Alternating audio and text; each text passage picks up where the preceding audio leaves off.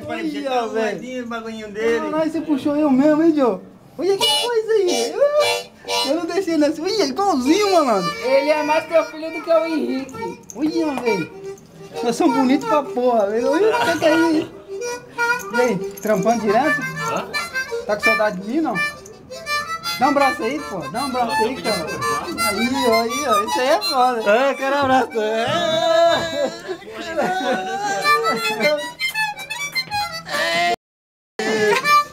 Mas deram chapéu nele. Deram chapéu nele que ele ficou quarto menor.